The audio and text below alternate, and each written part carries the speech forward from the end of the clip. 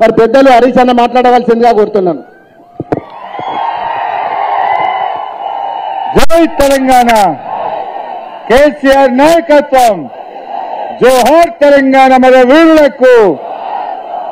గౌరవనీయులు సభాధ్యక్షత వహిస్తున్న మన దుబ్బాక శాసనసభ్యులు మిత్రులు కొత్త ప్రభాకర్ రెడ్డి గారు, మీ అందరి ఆశీస్సులతో, మెదక్ జిల్లా ప్రజల ఆశీస్సులతో కాబోయే మన ఎంపీ గౌరవనీయులు శ్రీ వెంకట్రామరెడ్డి రిటైర్డ్ ఐఏఎస్ గారికి, గౌరవనీయులు మాజీ మంత్రివర్యులు సోదరిమణి సునీత లక్ష్మారెడ్డి గారు, మాజీ శాసనసభ్యురాలు సోదరిమణి పద్మా దేవేందర్ రెడ్డి గారు, శాసనసభ్యులు గౌరవనీయులు చింతా ప్రభాకర్ గారు, గౌరవనీయులు శాసన మండలి సభ్యులు సుభాష్ రెడ్డి గారు, డాక్టర్ యాదవ్ రెడ్డి గారు, గౌరవనీయులు వంటేరు ప్రతాప్ రెడ్డి గారు, జడ్పీ చైర్మన్ సోదరిమణి హేమలత శేఖర్ గౌడ్ గారు, గౌరవనీయులు తమ్ముడు ఎర్రొల్ల శ్రీనివాస్ గారు, తిరుపతి రెడ్డి గారు, పట్నం మాణిక్యం గారు, చంద్రగౌడ్ గారు, దేవేందర్ రెడ్డి గారు, వేదిక మీదున్న మల్లికార్జున్ గౌడ్, మా సీనియర్ నాయకులు, మరి ముఖ్యంగా మెదక్, నర్సాపూర్, తూప్రాన్, అదేవిధంగా చేగుంట ప్రాంతాల నుంచి వచ్చిన మా అన్న తమ్ముళ్లకు, బీఆర్ఎస్ కుటుంబ సభ్యులందరికీ పేరు పేరున నా హృదయపూర్వక నమస్కారం తెలియజేస్తా ఉన్నా. మధ్యాహ్నం 12:30 పట్టబగలు మిట్ట మధ్యాహ్నం 44 డిగ్రీల ఎండలో ఒక్క మనిషి కదలకుండా ఇవాళ వెంకట్రామరెడ్డి గారి నామినేషన్ కు వచ్చిన మీ అందరికీ శిరస్సు వంచి నమస్కారం తెలియజేస్తా ఉన్నా. ఇగో ఇది బీఆర్ఎస్ కార్యకర్తల పట్టుదల. ఆడ బీజేపీలో మీటింగ్ అవుతుంది సిద్దిపేట కాడ, టెంట్లు వేసి కూలర్లు పెట్టి ఏసీలు పెట్టి వాటర్ బాటిల్ పెట్టి వాళ్ళు మీటింగ్ పెడుతున్నారు. మనదేమో పట్టబగలు నడి రోడ్డు మీద కింద కాలుతున్నా మీద కాలుతున్నా కదలకుండా వెంకట్రామరెడ్డిని గెలిపిస్తాం అని పట్టుదలతో ఇలా మా కార్యకర్తలు మా నాయకులు పనిచేస్తా ఉన్నారు. ఇగో ఇది మన పట్టుదల. ఉద్యమకారులంటే బీఆర్ఎస్ పార్టీ అంటే ఎండ కూడా భయపడుతున్నది మీకు. ఇలా అంత గట్టిగా మీరు పనిచేస్తున్నారు, చాలా సంతోషం. మెదక్ జిల్లా మన గులాబీ జెండాకు ఒక అడ్డ. ఈ గడ్డ మీద ఇంకో పార్టీ గెలవలే ఇప్పటిదాకా. 25 ఏళ్లల్లా ఎప్పుడు మెదక్ ఎంపీ గెలిచినా బీఆర్ఎస్ పార్టీయే గెలిచింది. రేపు కూడా మెదక్లో గెలిచేది మళ్ళా బీఆర్ఎస్ పార్టీ, మన వెంకట్రామరెడ్డి. నిన్న ఆయన వచ్చిండు ముఖ్యమంత్రి రేవంత్ రెడ్డి, మెదక్ వచ్చి ఏం మాట్లాడిండు, ఇదే రామదాస్ చౌరస్తాలా 10 ఏళ్లలో కేసీఆర్ ఏం చేసిండు అన్నాడు. ఏం చేసిండు బిడ్డ లిల్లీపోట్? నువ్వు మెదక్ల నామినేషన్ ఎందుకు వచ్చిన వెంటనే అది కేసీఆర్ వల్ల అని మర్చిపోకు. కేసీఆర్ మెదక్ జిల్లా చేయకపోతే మెదక్ల నామినేషన్ ఉండునా? ఇవాళ పేరుకు మెదక్ జిల్లా, మెదక్ ఎంపీ పోయి వెనకట సంగారెడ్డిలో నామినేషన్ వేస్తుండే. కానీ కేసీఆర్ వచ్చినాక మెదక్ జిల్లా చేసిండు. ఈ జిల్లా ప్రజల ఆకాంక్ష నెరవేర్చిండు. గా జిల్లా అయింది కనుక, ఆయన కలెక్టరేట్ కట్టిండు కనుక నువ్వు నామినేషన్ వేసేందుకు మెదక్కు వచ్చినావు. అంటే నిన్ను మెదక్కు రప్పించిన ఘనత ఈ గులాబీ జెండాది. ఈ గులాబీ జెండాది. నువ్వు ఇందిరాగాంధీ చేసింది అంటున్నావు, అబద్దాలంట కూడా అతికేటట్టు ఉండాలి. ఇందిరాగాంధీ అంటే బిహెచ్ఎల్ తెచ్చిందని రామదాస్ చౌరస్తారా పచ్చి అబద్దం చెప్పిండు రేవంత్ రెడ్డి. బిహెచ్ఎల్ వచ్చింది 1952లా, ఇందిరాగాంధీ ఎంపీ అయింది 1980లా, 30 ఏళ్ల తర్వాత అయింది. ఈయన అంటాడు ఇందిరాగాంధీ అట ఈడు ఎంపీ పోటీ చేసి బిహెచ్ఎల్ తెచ్చిందని అబద్దం ఆడతాడు. అరే ఆయనకి ఎవడో స్క్రిప్ట్ రైటర్ అయినా సరిగా లేడు. ఆ రాసిస్తానన్నా అకల్ మనకు తోరా ఇషారతో రహనా, నువ్వు చదువుకోవా కనీసం? ఏది పడితే అది మాట్లాడితే నవ్వుల పాలు కావా? ఇజ్జతమానం పోదా ముఖ్యమంత్రిది? నీది పోతావా కానీ కుర్చీది పోతుంది నాయన. ఆ కుర్చీ గౌరవాన్ని కాపాడు. ఏం మాట్లాడు? పేగుల మెడలు వేసుకుంటా, గోటీలాడతా. ఎవడైనా పేగుల మెడలు ఎవడేసుకుంటాడే? రాక్షసులు వేసుకుంటారు. నువ్వు పేగుల మెడలు వేసుకుంటే కాదు బిడ్డ, నువ్వు 6 గ్యారంటీలు అమలు చేయి. 6 గ్యారంటీల గురించి మాట్లాడు. మెదక్ అభివృద్ధి గురించి నీకు మాట్లాడే హక్కు ఉందా? మెదక్ జిల్లా అయిందంటే, సంగారెడ్డి జిల్లా అయిందంటే, సిద్దిపేట జిల్లా అయిందంటే అది కేసీఆర్ వల్ల, బీఆర్ఎస్ పార్టీ వల్ల. ఇవాళ హల్దీలో మంజీరా మీద చెక్ డ్యాములు కట్టిండు గనక మా నర్సాపూర్ మెదక్ నియోజకవర్గాల్లో 1 ఎకరా ఎండకుండా పంట వండిందంటే అది కేసీఆర్ వల్ల, బీఆర్ఎస్ వల్ల.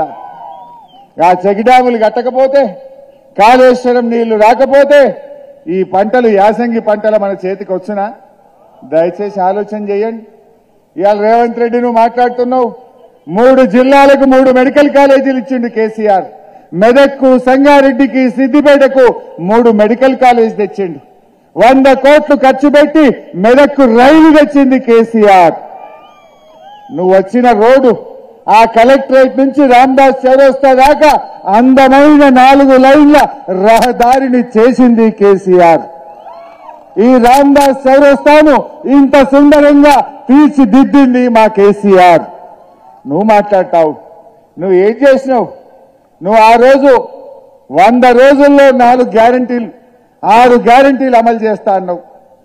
100 రోజుల్లో 6 గ్యారంటీలు అమలు చేస్తామని బాండ్ పేపర్ల మీద రాసిచ్చిండ్రు. బాండ్ పేపర్కు జర ఇజ్జత్ ఉండే, వాల్యూ ఉండే. ఈ కాంగ్రెస్ వాళ్ళు బాండ్ పేపర్ మీద రాసిచ్చినాక దాని ఇజ్జత్ కూడా పోయింది. బాండ్ పేపర్ పరువు తీసిండ్రు. బాండ్ పేపర్ రాజకీయాలు నడవేయని రేవంత్ రెడ్డికి అర్థమైంది.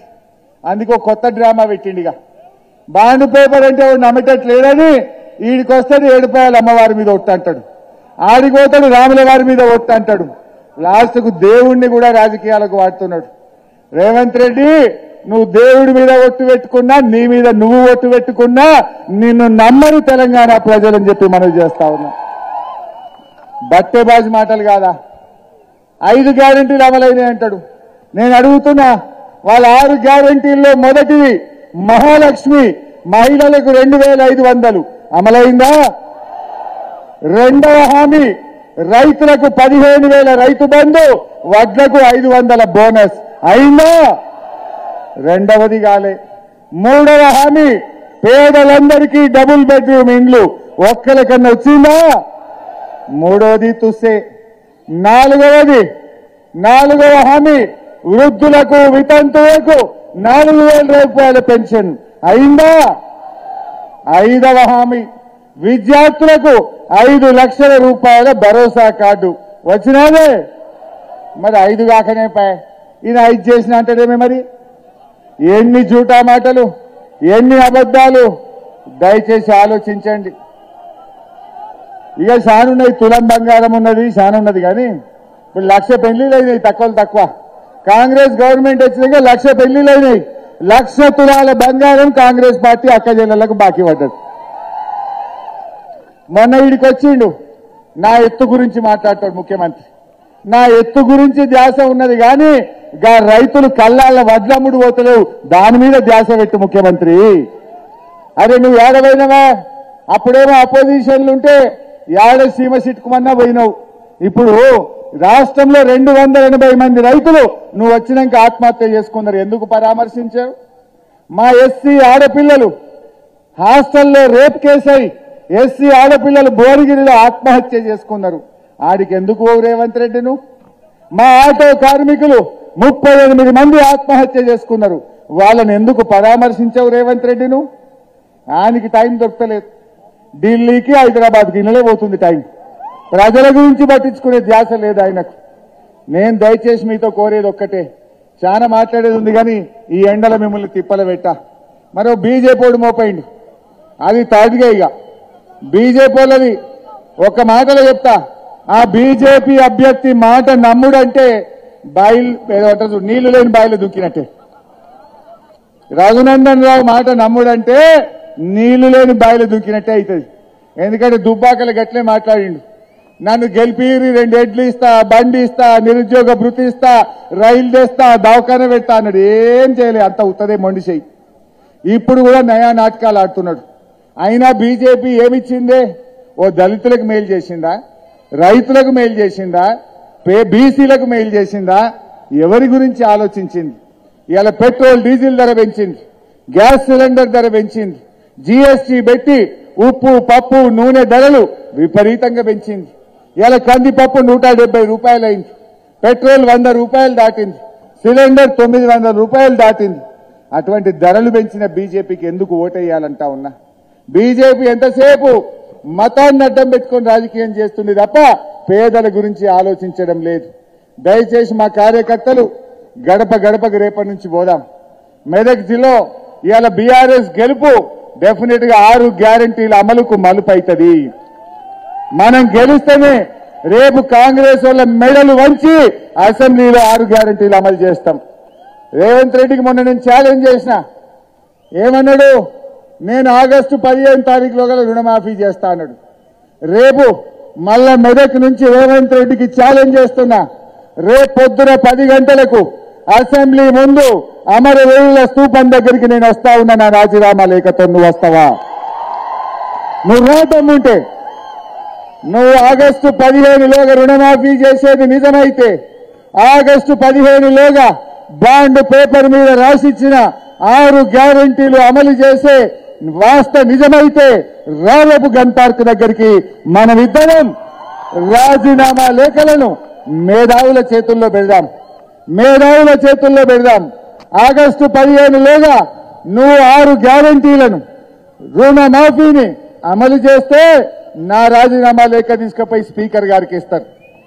ఒకవేళ నువ్వు అమలు చేయకపోతే నీ రాజీనామా లేఖ తీసుకుపోయి గవర్నర్ గారికి ఇస్తారు. దానికి సిద్ధమేనా అని అడుగుతా ఉన్నా. నువ్వు దానికి సిద్ధమా అని అడుగుతా ఉన్నా. దమ్ముంటే రా. నువ్వు మాట మీద నెరవేర్చైతే రా. కానీ రాకపోతే తెలంగాణ ప్రజలకు అర్థమవుతుంది నువ్వు కొడంగల్ రాజకీయ సన్యాసం తీసుకున్నావన్నట్టు. తోక ముడిచినట్టే ఇప్పుడు కూడా నువ్వు తోక ముడిచినట్టే. అందువల్ల మనం ఆలోచించాలి. రేవంత్ రెడ్డి మనల్ని మోసం చేసిండు. కాంగ్రెస్ పార్టీ మనల్ని మోసం చేసింది. ఇక్కడ ఎమ్మెల్యే గురించి కూడా మీకు బాగా అర్థమైనట్టుంది నాకంటే ఎక్కువ. 3 నెలల్లోనే మంచిగా మనసున పట్టిందా లేదా? ఎన్ని రోజులకోసారి వస్తున్నాడు? దయచేసి ఆలోచన చేయండి. అందువల్ల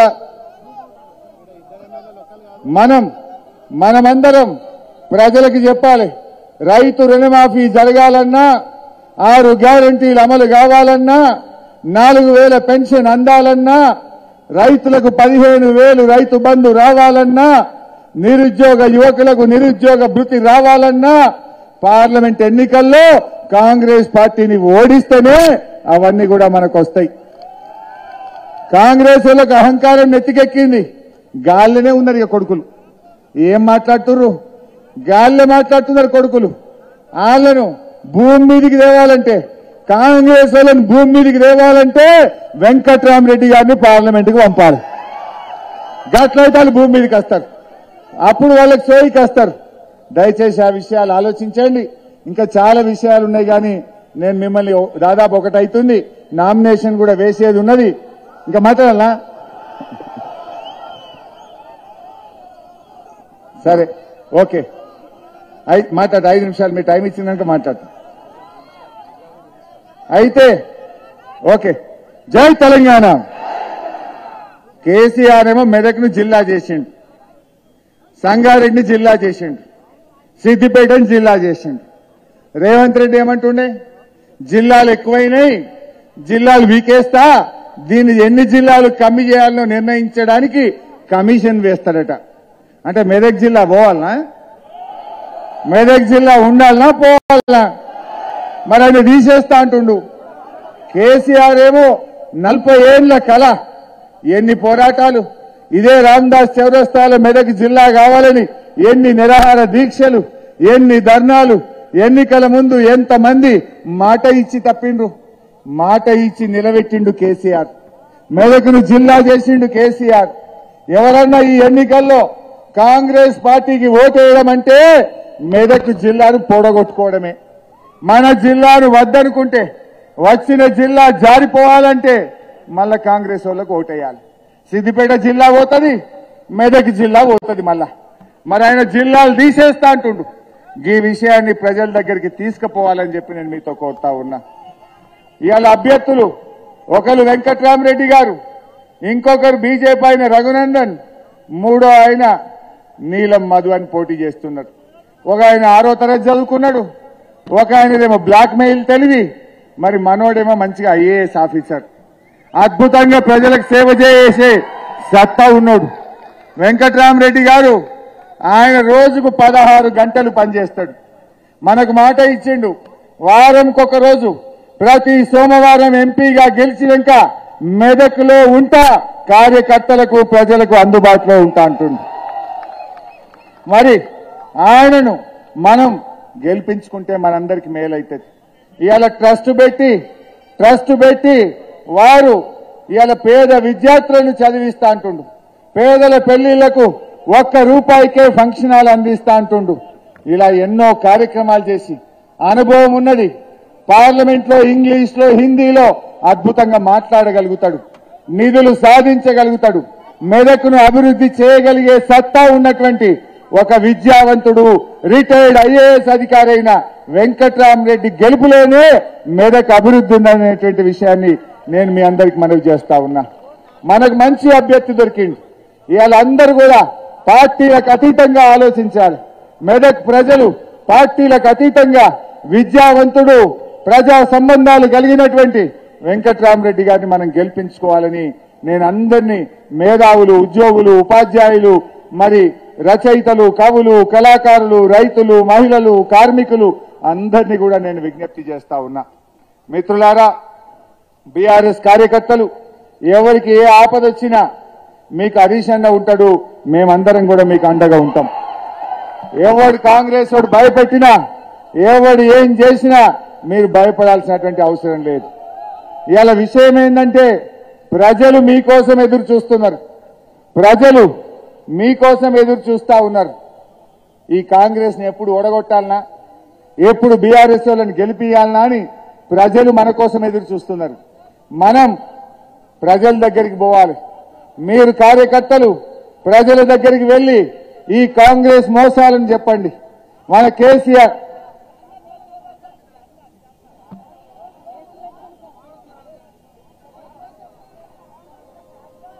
నేను ప్రజల దగ్గరికి వెళ్లి మీరు వివరించండి. ఇవాళ ప్రజలు కాంగ్రెస్ కు బుద్ధి చెప్పాలని ఎదురు చూస్తున్నారు. ఈ మోసపూరిత కాంగ్రెస్ కు గుణపాఠం చెప్పడం కోసం ప్రజలు తయారున్నారు. మనం ప్రజల దగ్గరికి పోవడమే ఆలస్యం ఉన్నది. నిన్న కూడా మన పార్టీ సర్వే వచ్చింది. నిన్న సర్వేలో 8 నుంచి 9 ఎంపీలను బీఆర్ఎస్ పార్టీ గెలవబోతా ఉంది. మరి ఇంకా రోజు రోజుకు కేసీఆర్ గారి బస్సు యాత్రతో మొన్నటి టీవీలో కేసీఆర్ గారి చర్చను 4 గంటలు అందరూ కళ్ళకు అద్దుకున్నట్టు చూసింది. చాలా మార్పు వచ్చింది. కాంగ్రెస్ వాళ్ళ మాయ మాటల్ని ఒక్క టీవీ చర్చతో కేసీఆర్ పటాపంచలు చేసేసిండు. అన్నిటికీ సమాధానం చెప్పిండు. బస్సు యాత్ర బయలుదేరితే కాంగ్రెస్ వాళ్ళు గజగజలాడుతున్నారు. ఇవాళ ఆ కాంగ్రెస్ వాళ్ళకి గుణపాఠం తప్పదు. బీజేపీ విషయంలో కూడా జాగ్రత్తగా ఉండాలి. బీజేపీ వాళ్ళు అన్ని అబద్దాలు చెప్తున్నారు. బీజేపీ వాళ్ళు ఎక్కడ కూడా గెలిచే పరిస్థితి లేదు. మనకు మెడికల్ కాలేజ్ ఇయ్యలే, ఒక నర్సింగ్ కాలేజ్ ఇయ్యలే, ఒక నవోదయ కాలేజ్ ఇయ్యలే. మనకు ఏ ఒక్క పని కూడా బీజేపీ వాళ్ళు చేయలేదు. అందువల్ల బీజేపీని ఖచ్చితంగా ఈ ఎన్నికల్లో మనం ఓడించాల్సినటువంటి అవసరం ఉంది. ఇవాళ మెదక్ అభివృద్ధి బీఆర్ఎస్ తో సాధ్యమవుతుంది. బీఆర్ఎస్ పార్టీ గొంతుకగా అటు పార్లమెంట్ లో ఇటు అసెంబ్లీలో మేము తెలంగాణ వాణిని, మెదక్ వాణిని వినిపిస్తాం. మెదక్ హక్కులను కాపాడతాం. మెదక్ అభివృద్ధికి కృషి చేస్తామని మనవి చేస్తూ జై తెలంగాణ. కారు గుర్తుకే